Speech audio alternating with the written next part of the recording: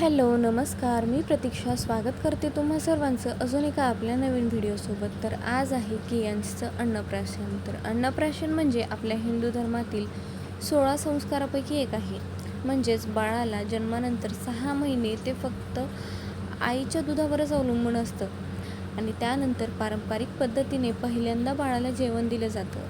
त्याला अन्नप्राशन संस्कार असं म्हणतात. असो, कुठल्याही शुभकार्याला रांगोळीशिवाय शोभा येत नाही. तर इकडे चाललो आहे माझी रांगोळी काढणं, पोस्टर रांगोळी काढते आणि अन्नप्राशन संस्कार करून 1 महिन्याच्या वर होत असेल. व्हिडिओ खूप लेट अपलोड करते आहे. त्याचं कारण म्हणजे डिलिव्हरीनंतर सासरी गेले आणि त्यानंतर दिल्लीला आले. यांच्यासोबत अचानक एवढा लांबचा प्रवास ट्रॅव्हलिंग झाल्यामुळे बाळ पण आजारी पडला आणि मी सुद्धा.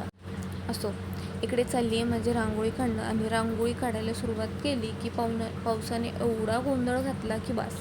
आणि मला रांगोळी परफेक्ट काढल्याशिवाय अजिबात समाधान भेटत नाही. तरी त्यानंतर रांगोळीचा बॅकग्राऊंड रेड कलरने केला आणि खाली हायलाईटसाठी येलो कलर टाकला आणि येलो कलरच्या हायलाईटवरती कियांचे अन्नप्राशन असं नाव टाकलं आणि सगळ्यात शेवटी पूर्ण रांगोळीच्या साईडने बॉर्डर व्हाईट कलरने केली आणि अशा प्रकारे झाली माझी सिंपल बट स्वीट अशी रांगोळी. तुम्हाला कशी वाटली कमेंट करून नक्कीच सांगा. त्यानंतर सुरुवात केली आम्ही अन्नप्राशनच्या डेकोरेशनची तयारी. सुरुवातीला शुभ अन्नप्राशन हे नाव बनवून घेतलं आणि मागच्या बॅकग्राऊंडला लावलं मी आणि माझ्या मम्मीने. त्यानंतर खायच्या पदार्थांची मांडणी केली खाली गालीच्या अंतरला आणि मग वरती वेगवेगळे पदार्थ ठेवले. सगळे पदार्थ मिळून 56 झाले, म्हणजे 56 भोग म्हणायला काही हरकत नाही. आणि हे झालं फायनल डेकोरेशन आणि सगळ्या पदार्थांची मांडणी अशी झाली. तुम्हाला कसं वाटलं कमेंटमध्ये नक्कीच सांगा. त्यानंतर मम्मीने आणि मावशींनी दोघींनी मिळून कियांशचं औक्षण केलं आणि मग कियांशला पहिला घास आजी-बाबांनी खाऊ घातला, म्हणजे माझ्या मम्मी पप्पांनी. त्यानंतर मी खाऊ घातला आणि माझ्यानंतर माझ्या छोट्या भावाने खाऊ घातला, म्हणजे कियांशचा मामा. त्यानंतर हे आहेत माझे मावशी काका, म्हणजे कियूचे आजी आजोबा.